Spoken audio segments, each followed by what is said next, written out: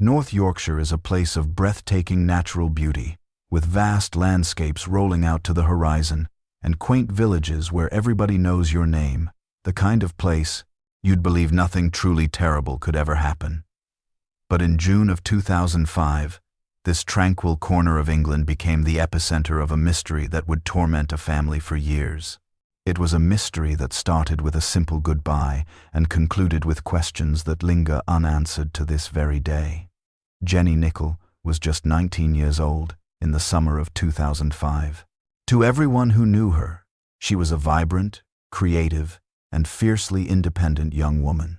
Her light-colored hair often tied back in a signature ponytail, with green eyes that radiated life and a warm smile that could illuminate any room. Jenny was a well-known and cherished presence throughout the town of Richmond. She was the type of person who instantly brightened a space just by entering, effortlessly making friends she would keep for a lifetime, and living unapologetically on her own terms.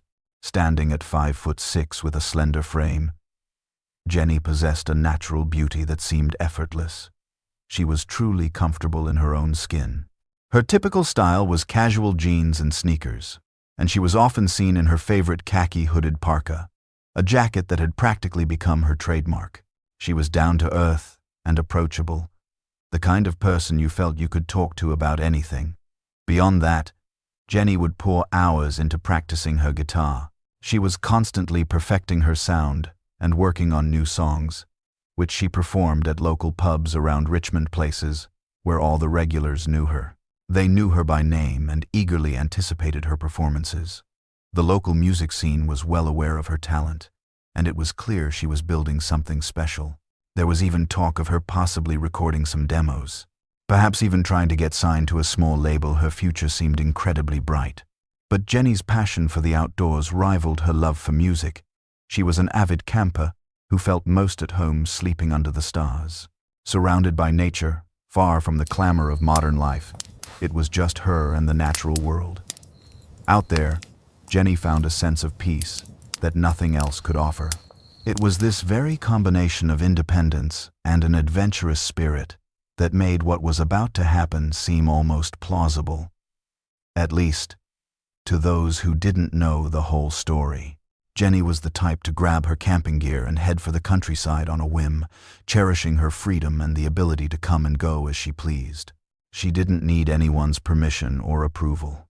At 19, she was an adult, fully capable of making her own life decisions. Jenny lived with her parents, Anne and Brian, in a modest home. Her mother, Anne, had worked as a cleaner for years, putting in long hours to support the family and make ends meet, while her father, Brian, was a retired Army major. He was a man defined by discipline and structure, having served his country for decades before transitioning back into civilian life. By all accounts, they were an ordinary family, leading a seemingly ordinary life. Meanwhile, Jenny held a job at the local convenience store, which helped her earn some money, while she chased her musical dreams with the band.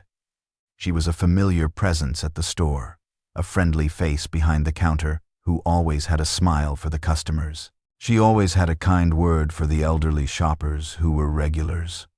In a sign of her looking toward the future, she had recently prepaid for a package of 25 tanning sessions at a local salon. She was planning for the summer months, wanting to look her best for a series of upcoming gigs. Clearly, she was making plans and looking forward to what was next. She was living her life just like any other 19-year-old, full of dreams and ambitions, with her entire future stretched out ahead of her. And then came June 30th, 2005. It was a Thursday that started like any other summer day. The sun was out, the birds were singing. Jenny casually told her mother, Anne, that she was heading out for the night and wouldn't be back. For them, there was nothing unusual about this announcement. Judging by the gear she took, it appeared she was planning to go camping, so Anne had no initial reason to be concerned. This was simply Jenny being Jenny, doing something she had done dozens of times before. Her daughter prized her independence, and Anne had always respected that. But the next day, Friday, July 1st, was different. Jenny had plans she'd arranged earlier that week. She was scheduled to pick up a friend for a night out in Richmond. It was a solid plan, something they had both been looking forward to. A chance to catch up, relax, and have some fun. But Jenny never arrived at the agreed-upon time. Her friend waited at home, a growing sense of confusion turning to concern as the minutes stretched into hours. She tried calling Jenny's cell, dialing again and again, but there was no answer. It was completely unlike Jenny to just go dark without saying a word. She was always solid about plans with friends. She might have been a free spirit and independent, but she was never rude or thoughtless. If she couldn't make it, she would have called or texted. She'd always let you know. This radio silence was strange, and by Monday, July 4th, it was getting seriously worrisome. That concern had escalated into something far more serious when Jenny was a no-show for her shift at the store where she worked. This was completely out of character. Jenny was responsible when it came to her job. Her manager tried to get a hold of her repeatedly, and her co-workers started to wonder where she was, trading worried glances. As her shift time came and went with no sign of her, people became genuinely alarmed. This wasn't like Jenny at all. Something was definitely wrong. 4 days after she'd left home, Anne knew in her gut that something terrible had happened. A mother's intuition, perhaps. Or maybe it was simply the crushing weight of too many unanswered calls, too many broken plans, and too much silence where there should have been communication. She couldn't wait a moment longer. She went straight to the police and reported her daughter missing. Later that same day, while she was out searching the local area herself, desperately hoping for any clue about where Jenny could have gone, Anne made a discovery that turned her deep worry into pure dread, confirming her absolute worst fears. There, parked and abandoned in the lot of a local pub, sitting right where it shouldn't be, was Jenny's white car. If Jenny had driven away in her car that Thursday, planning to go camping, why was it here, in a pub parking lot in Richmond? Where was she? How had she gotten to wherever she went? What had happened in the hours and days since she'd driven away from home? The moment Jenny's car was found abandoned, this case took on a new and terrifyingly urgent dimension. This was no longer just a young woman who hadn't checked in with her family. Something was wrong. Something was very, very wrong. The police responded immediately. Understanding that time is the enemy in missing persons cases, Jenny's description was immediately released to the public and media outlets across the region. 5'6", slim build, green eyes. She had fair hair down to her shoulders that she often wore in a ponytail and was last seen wearing blue jeans, black sneakers, a sleeveless crop top, and her favorite khaki-hooded parka. It was the kind of casual outfit any young woman might wear on a summer day she planned to spend outdoors. Within hours of the alert, hundreds of flyers flooded Richmond and the surrounding areas. Jenny's face appeared on lampposts, in shop windows, on community bulletin boards, and in the windows of local businesses. Volunteers organized search parties, trying to cover as much ground as possible, and local residents who'd never even met Jenny joined the search efforts. Everyone wanted to believe Jenny would come home safe and sound. Everyone wanted to be the one who found her. A few days into the search, Anne and Brian made the decision to join the search parties themselves. They couldn't just sit at home by the phone, waiting for news. They had to do something, anything. The feeling of helplessness was unbearable. They decided to search the Sandbach plantation themselves, a wooded area not far from Richmond that they knew Jenny sometimes visited. The woods were dense, with thick undergrowth that was difficult to navigate, but they pushed forward with a desperate determination. They were calling her name, looking for any sign of their daughter, and there, partially hidden beneath fallen leaves and forest debris, they found something that made their blood run cold. The discovery confirmed their darkest fears. Jenny's cosmetics items she definitely would have taken with her if she was planning on being away, and a nightdress, the kind of thing she'd pack for a camping trip. They were just lying there in the woods, abandoned and exposed to the elements. It was as if someone had carelessly thrown them aside. It was clear now, horrifyingly and undeniably clear, that this was no ordinary disappearance. Something terrible had happened to Jenny in these woods or nearby. The question was no longer if something bad had happened, but what exactly had occurred, and where Jenny was now. On July 7th, just over a week after Jenny had left home, an incident room was established at the Richmond police station. Banks of phones were set up, and maps of the area covered the walls. Photographs of Jenny were pinned up alongside timelines and evidence boards. This was now a full-scale missing persons investigation, with all the resources the department could muster.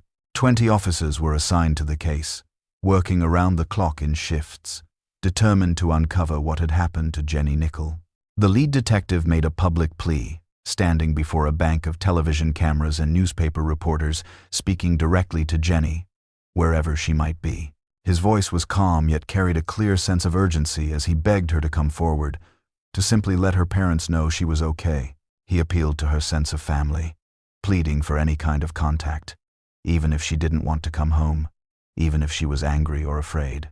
Just a sign that she was alive and safe, that's all anyone wanted, and all her parents, Anne and Brian, needed to hear as they sat by the phone, keeping it close at all times. They were waiting, hoping, praying, jumping every time it rang, their hearts pounding with a terrible mix of anticipation and dread. They prayed it would be Jenny on the other end, or at least news from the police. Every hour that passed in silence was agony. Every day without contact felt like a lifetime. The search intensified across the North Yorkshire countryside, executed with military-like precision and unwavering determination by volunteer groups and police officers. Specially trained search dogs and their handlers scoured massive areas of terrain, but days bled into weeks, and still, there was no sign of Jenny. It was as if she had vanished into thin air, leaving behind only her car, a few personal items in the woods, and a family desperate for answers. And then, as investigators dug deeper into Jenny's life, trying to piece together her movements and relationships in the days leading up to her disappearance, they discovered something that would change the entire direction of the investigation, something that would reveal that Jenny had been living a secret life, one that even her parents knew nothing about. As detectives interviewed her friends and acquaintances, building a picture of her life and social circle, they uncovered something deeply disturbing. Jenny had been keeping secrets, significant ones. She had been romantically involved with someone, a person she never mentioned to her parents, someone she kept hidden from almost everyone in her life. And when investigators learned the identity of this person, the case took on a much darker, more sinister dimension. His name was David Hodgson. He was a married father of 2 daughters, a man in his 40s, living what appeared on the surface to be a normal, respectable life with his wife and family. But beneath that ordinary facade, something was deeply wrong. Jenny had gone to school with his 2 daughters. They'd known each other for years through that connection. But the relationship between David and Jenny went far beyond that of a casual acquaintance or family friend. The truth was even more disturbing than investigators initially suspected. David Hodgson had been involved with Jenny since she was just a young girl in school. She was still figuring out who she was, vulnerable to the attention of an older man who presented himself as someone who truly understood her. He was someone who made her feel special and mature, but in reality, he was a predator, carefully cultivating his victim. At first, when police brought him in for questioning, David denied everything. He claimed there was no relationship, nothing inappropriate, nothing to hide whatsoever. He insisted, just someone who knew Jenny through his daughters. But under the pressure of mounting evidence and persistent questioning, he eventually cracked, admitting to a part of the truth. He confessed that he and Jenny had been intimate on 5 separate occasions, but was quick to add almost defensively that it only, as if that technicality could somehow make it acceptable, legal, or morally justifiable, as if the age of consent could simply erase the massive power dynamic between a 40-something married man and a On every conceivable level, the relationship was fundamentally improper. The power dynamic was stark and indisputable. This was a man in his middle years who had been a presence in Jenny's life since her childhood. He had observed her entire adolescence, a familiar face through his own daughter's friendship, and had systematically groomed her for years before the interactions crossed a physical line. This wasn't a relationship. It was a textbook case of manipulation and predatory exploitation. By any and every ethical standard, it was profoundly wrong, implicating both David and his brother Robert. We're intimately familiar with the backwoods around Richmond, having built hidden shelters and shacks deep in the woods, crude structures, off the grid, where they would go to drink, play cards, and camp out, far from judging eyes and the grind of everyday life. These weren't official buildings or designated campsites. They were just rough-hewn shelters tucked away in the forest, their locations a secret known only to the builders and a handful of trusted friends. David was adamant, when questioned, insisting he had never taken Jenny to any of these spots. He admitted to their relationship, calling it a mistake, but swore it was kept entirely separate from these private hangouts. But the DNA evidence told a completely different story. Forensic testing proved beyond a shadow of a doubt that David and Jenny had been intimate in at least 2 of these hideouts in the woods. The scientific evidence was both irrefutable and damning. No matter what David claimed, Jenny had been with him at these remote locations, places where they were totally alone, places where no one could see them, no one could hear them, places where anything could happen with no witnesses. 9 days after Jenny was last seen, David Hodgson was brought in for a formal, recorded interrogation, sitting across the table from detectives in an interview room. He stuck to his story. He wasn't in a relationship with her. Not anymore. He hadn't seen her. He had no idea where she was. He played the part of a guy who'd messed up but claimed to have nothing to do with her disappearance. The officers weren't buying it for a second. They had seen too much evidence that flatly contradicted his claims. They knew he was lying, but they needed more. They needed hard proof that would hold up in a courtroom. They needed evidence that would convince a jury beyond a reasonable doubt. And then, something happened that gave everyone a sudden glimmer of hope. Something that suggested Jenny might be alive after all. On July 13th, nearly 2 weeks after Jenny had vanished without a trace, text messages started showing up on the phones of her friends and family. These were messages that seemed to explain everything. Messages that appeared to solve the entire mystery. The first one went to Jenny's friend, Jennifer, and it read, "Hi Jen. I know everyone's going to be mad. Tell them I'm sorry. Living in Scotland with my boyfriend, freaking out that Dad's going to kill me. Mom doesn't care." According to cell tower data, these messages were sent from the vicinity of Carlisle, a city in northern England right near the Scottish border. The next day, July 14th, a longer message was sent to her father, Brian. "Why do you hate me? I know Mom does. Told her I was going. I ain't coming back, and the cops won't find me. I'm happy living up here. Everyone hates me. Tell the cops I'm almost 20. I ain't coming back." For a brief moment, a wave of relief washed over everyone who had been desperately searching for Jenny. She was alive.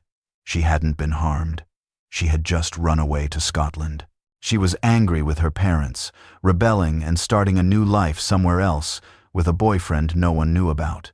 It wasn't the ideal situation, and it wasn't what anyone wanted, but at least she was okay.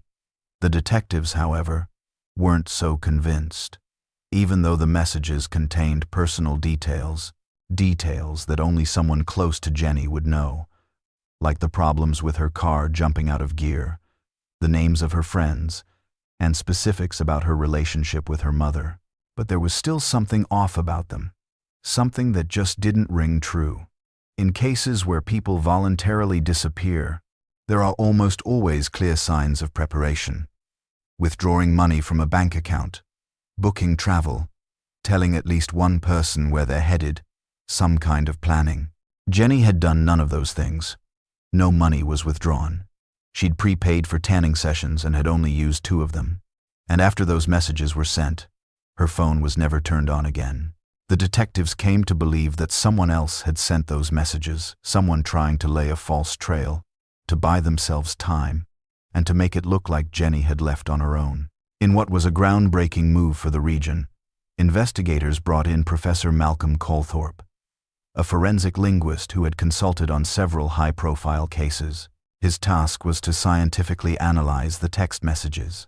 Professor Colthorpe examined over 100 messages from David, 11 from Jenny, and the 3 suspicious messages in question.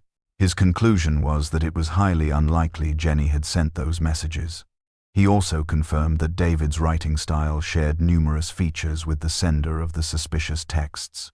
This placed him in a very small group of possible suspects. Someone had tried to mimic Jenny's style of texting, but they had failed. And that wasn't all. On the very days those messages were sent, David had rented a car and couldn't account for his whereabouts. The vehicle had accumulated hundreds of miles. That mileage was an exact match for the distances to Carlisle and the Scottish borders. On November 3, 2005, the announcement came. This was now a murder investigation.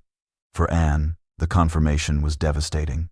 In March of 2006, investigators found Jenny's teddy bear and portable stereo at Sandbeck Plantation, the first concrete evidence placing her at that location. Over 150 acres were searched exhaustively, but Jenny remained hidden. In May of 2007, David Hodgson was charged with murder, and the trial lasted 5 weeks. Jenny's family was forced to endure her private life being dissected in public. David claimed Jenny had run away from an abusive father, an allegation the judge called entirely baseless. The prosecution laid out the DNA evidence, the linguistic analysis, the rental car records, and the timeline, painting a chilling picture of a jealous man who had groomed a teenager and killed her when he lost control. In February of 2008, after 10 hours of deliberation, the jury returned a unanimous verdict: guilty. David Hodgson was sentenced to life with a minimum of 18 years. The judge said the evidence was overwhelming, and that Hodgson had shown absolutely no remorse. To this day, David has never revealed where Jenny's body is. Anne and Brian refused to ask him, unwilling to grant him that power. Their case was instrumental in establishing Helen's Law in 2021, ensuring killers who won't reveal body locations face this in parole decisions.